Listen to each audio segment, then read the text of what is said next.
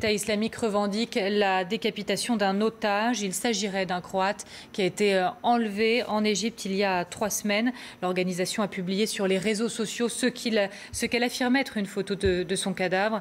Tomislav Salopek, 31 ans, employé d'une entreprise française, avait été enlevé donc le 22 juillet par des inconnus sur une route à 22 km au sud-ouest du Caire.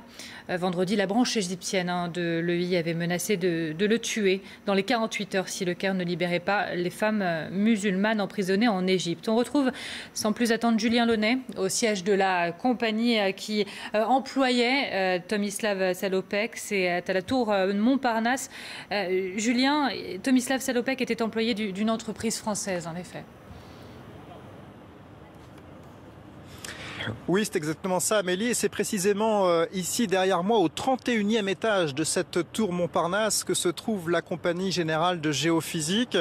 Tomislav Salopek travaillait pour une filiale de cette société française spécialisée dans l'exploration du sous-sol.